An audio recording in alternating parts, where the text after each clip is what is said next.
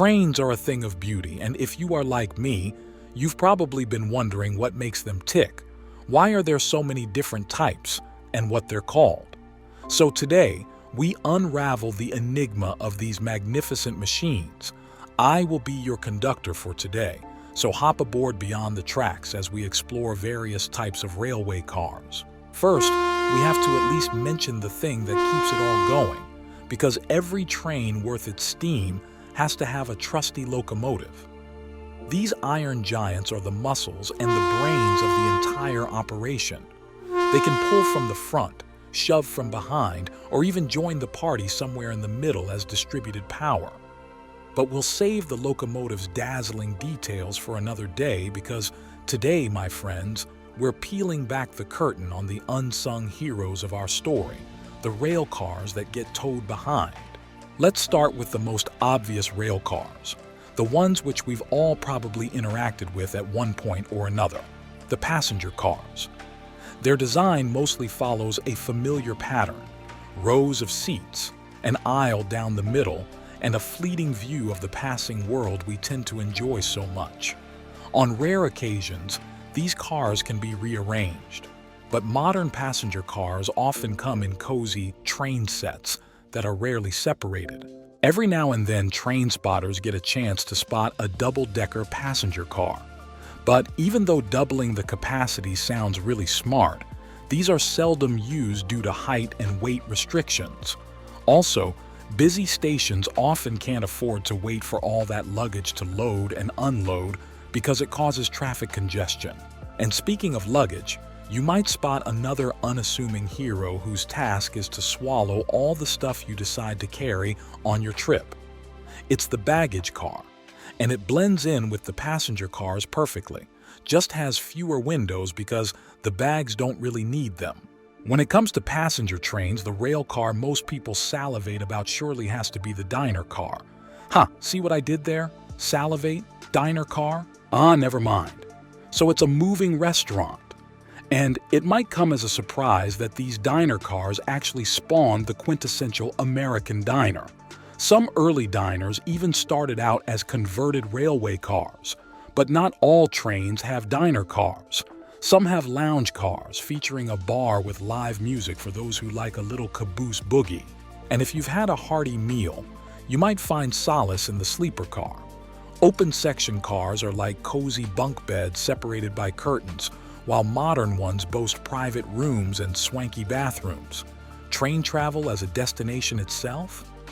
The concept might seem strange to most people, but the truth is, we just know how to enjoy life.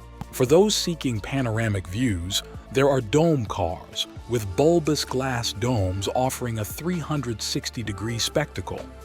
There are also observation cars, perched at the train's rear, granting passengers a thrilling view out the back. But hold your steam, folks. Trains aren't just about passengers. They've got a dedicated crew too. And in some areas with vast open spaces like the Australian outback, they have their own digs and crew cars, with a second crew waiting to take the reins. Now, as charming as passenger trains are, some train spotters, like myself, prefer freight trains. There's something magical about them.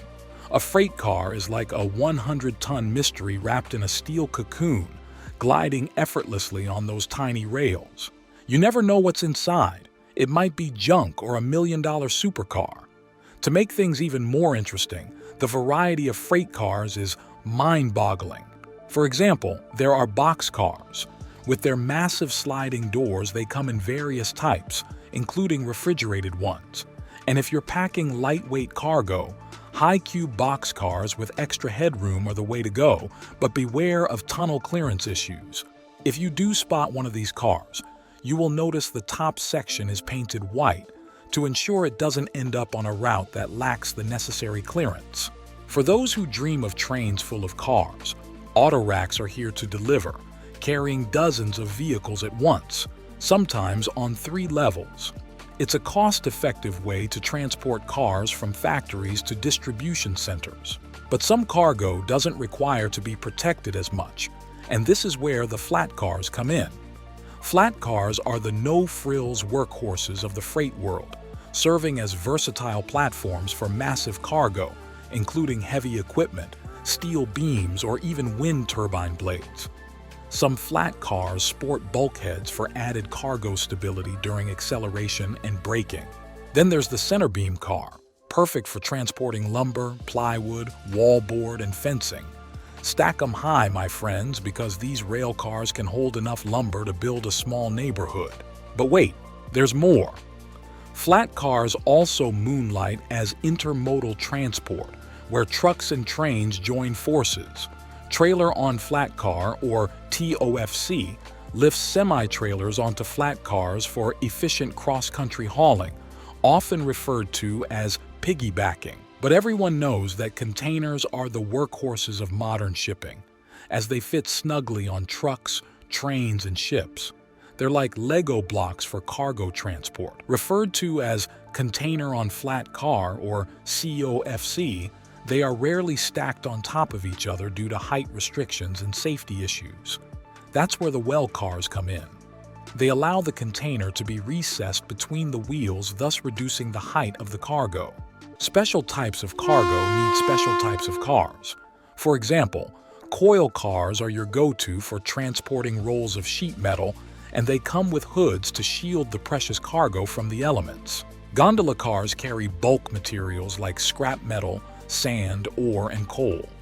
These giants are loaded and unloaded from the top using cranes or rotary dumpers. Hopper cars, on the other hand, are designed for funneling material from the top to the bottom through hatches.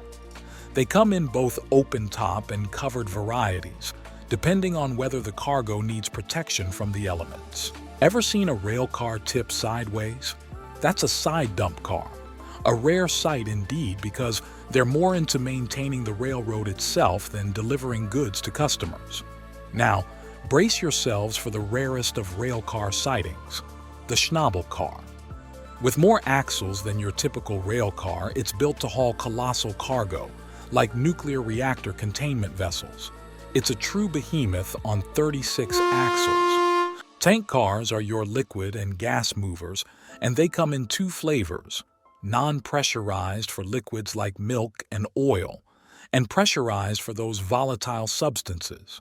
Although they might look similar, they are quite different, as the pressurized ones have to adhere to much stricter regulations. All the cars mentioned thus far have the same purpose: creating revenue.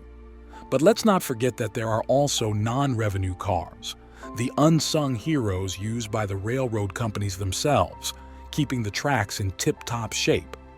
To make things more interesting, virtually every railroad company has its own special cars built for specific purposes. In a short video like this, we can only touch up on a few of them. First, here's a bonus fact.